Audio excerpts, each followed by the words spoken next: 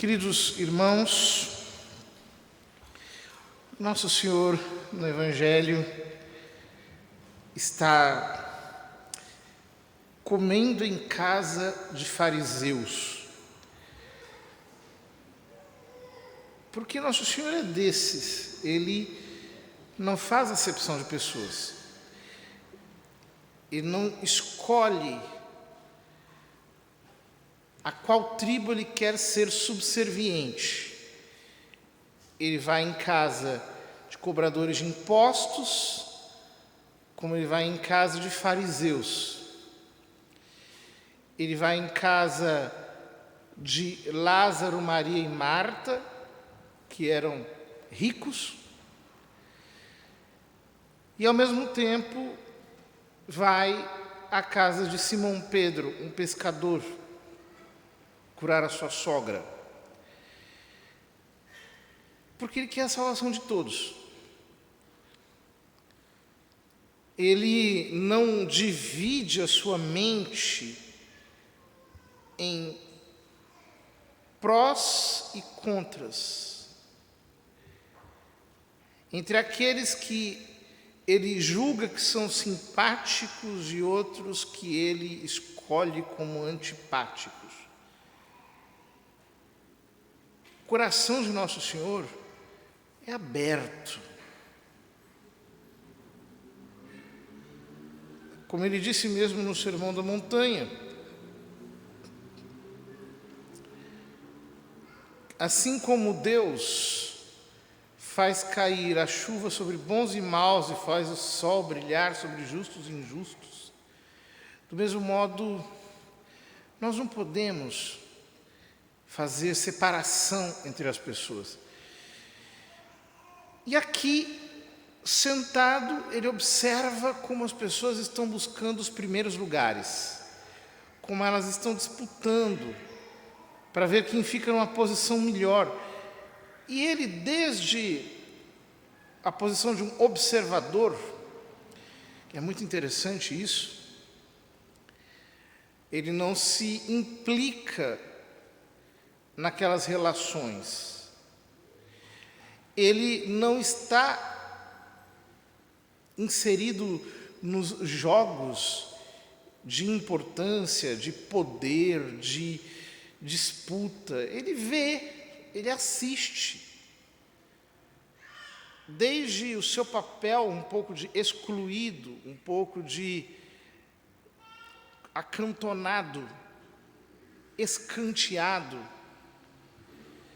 ele vê aquela movimentação e percebe o patético cenário que tem diante dos olhos. Aquelas pessoas disputando para ver quem é que vai ficar numa posição mais avantajada, mais importante, mais digna. E Jesus diz: que tolice. Escolhe o último lugar, porque vão te chamar para cima.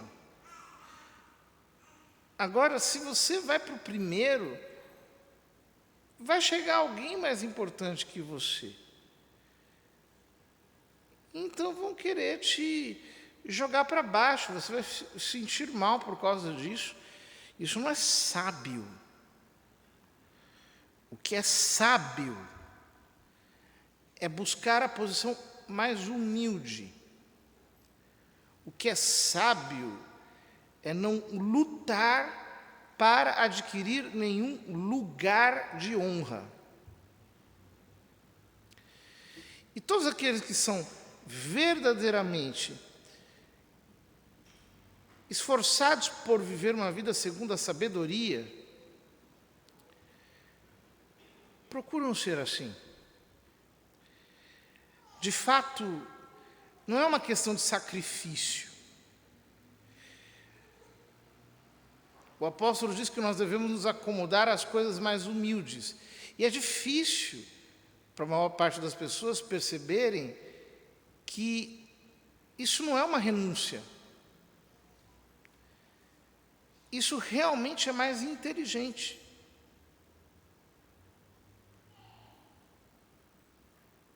Por um motivo muito simples. eu já percebi na minha vida que geralmente quem luta pelas melhores posições são as pessoas mais medíocres. Quem é mesmo, quem é bom mesmo, não precisa ficar buscando aplauso. A própria vida faz com que quem é bom apareça como tal, obtém reconhecimento. Não um reconhecimento dado-lhe por empréstimo. Então, alguém me conferiu, me outorgou uma dignidade. Não. Um reconhecimento efetivo por aquilo que ele diz, ele faz. As pessoas olham e elas escutam, elas apreciam. Por quê? Porque aquilo não é fingido. Aquilo é real. Quem é bom mesmo acaba sendo reconhecido como tal. Agora, quem não é bom, quem é mesquinho, quem é fake, quem trapaceia, quem está ao longo da vida encenando, esse precisa lutar por adquirir uma posição, porque tudo nele é muito fingido. Então, ele não é sábio, mas um cargo pode lhe dar certa posição, um título, uma determinada exclusividade, né? É como essas pessoas que, por exemplo, atuam nos meios de comunicação. O pessoal escuta porque não tem jeito, né? Eles têm um monopólio do microfone, então eles falam. Mas deve ter gente muito mais esperta, muito mais inteligente, muito mais sábia, muito mais preparada, que acaba não falando e acaba não sendo conhecida, porque se não houver aquele monopólio, o sistema não fica em pé.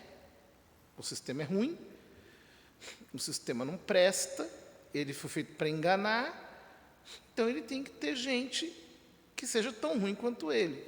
Então, para o sistema de comunicação, você tem que ter mais ou menos pessoas ali um pouco alinhadas com aquela baixaria. Mas na realidade mesmo, quando nós vamos para a vida real, não dá para encenar. Quem sabe, sabe. Quem não sabe, não sabe. E aí, minha gente, não adianta ter inveja, porque é um problema, né? Você, por exemplo, estudou, o outro não estudou, aí tem inveja de você que estudou. Aí, por que não foi estudar? Era mais fácil ter feito o caminho difícil. Mas a pessoa não faz. Então ela fica ferida, magoada, fica recalcada, fica se sentindo lesada. Lesada por quê? Lesada porque você não foi tão preguiçoso quanto ele. E aí, para ocupar uma posição vazia, oca, ele precisa realmente ter a completa hegemonia. Assim são os mesquinhos. Os mesquinhos são desse jeito. E por isso que eles têm tanta inveja dos outros. Agora, quem realmente é bom, não está nem aí para isso tudo. Ele é. E a própria vida que o levanta, Jesus diz que quem se humilha será elevado.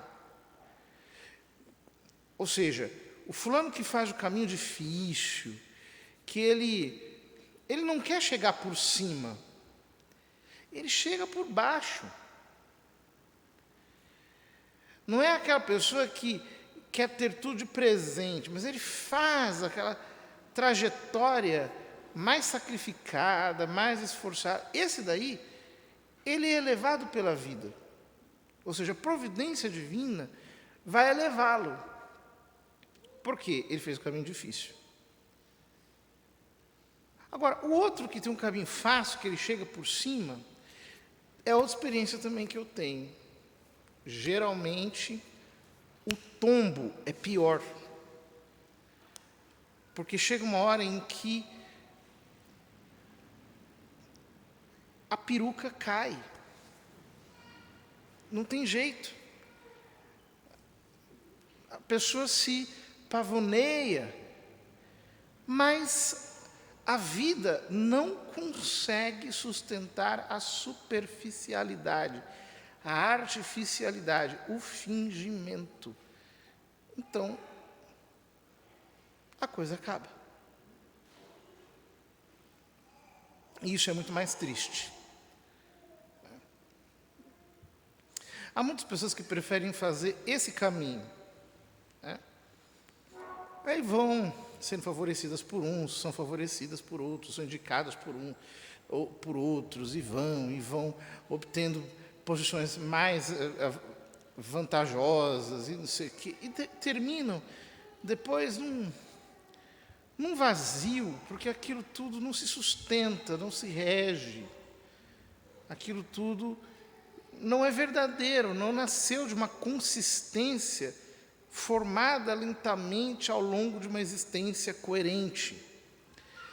Vocês vejam, os homens mais importantes do mundo, em geral, eles dão a sua contribuição para a humanidade, a sua contribuição verdadeira, nos últimos anos de vida. A peça mais tocada de Mozart foi a última peça que ele compôs, o Requiem, aliás, o Requiem. Isso acontece com os grandes autores. Todos eles dão a sua melhor contribuição no fim da vida. São Tomás, a última obra de São Tomás foi a Suma Teológica, que é a sua obra-prima, a sua obra mais importante. Assim aconteceu com todos os grandes autores, os grandes homens, sempre dão a sua contribuição com o resultado de uma vida dedicada, de uma vida feita. Agora, e aqueles que começam triunfando? Chegam com um exército, chegam com aquele carnaval, aquela coisa toda. O que acontece com eles no final? Não tem contributo nenhum a dar. Porque tudo aquilo que poderiam dar, eles não puderam fazer, porque estavam tão ocupados em receber, que não acumularam, não construíram um lastro. E o resultado disso é de uma pobreza realmente vergonhosa.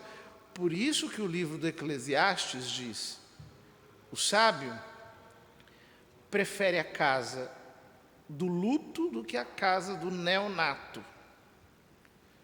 Por quê? O recém-nascido é bonitinho, mas você não sabe o que vai ser dele. Mas já alguém que está terminando a sua existência, daquele você tem muito a aprender, porque ele já tem um caminho e algo acumulado a compartilhar, que foi construído por uma trajetória. Mas o nosso mundo não entende isso. O nosso mundo parte do princípio de que os grandes êxitos se dão na juventude, que as grandes contribuições são essas, etc. Quando, na verdade, isso tudo não passa de um ludíbrio. As coisas não são assim. Vamos pedir ao nosso Senhor que nos ensine a sabedoria da humildade. A sabedoria de ir pelo caminho mais difícil, mais lento, mais sacrificado, que é o caminho real, de irmos por baixo mesmo, de irmos devagarinho, modestamente, de irmos construindo tudo, pedra depois de pedra, né? De queremos não trapacear jamais, né? Ler um livro desde a primeira até a última página, bonitinho, calmamente, na velocidade adequada, de queremos fazer tudo do jeito correto, sem queimar etapas, sem querer levar vantagem, sem querer dar um passo maior do que a perna, Porque geralmente quem tenta dar um passo maior do que a perna, se não se esborrachar, vai ficar com dor. Não vai ser legal. Essa humildade é o caminho da sabedoria. É o caminho de uma vida verdadeiramente sólida, construída com alicerce. Que Deus nos ensine a ser assim, então o tempo passará e deixará um acumulado de experiência, um acumulado de sabedoria.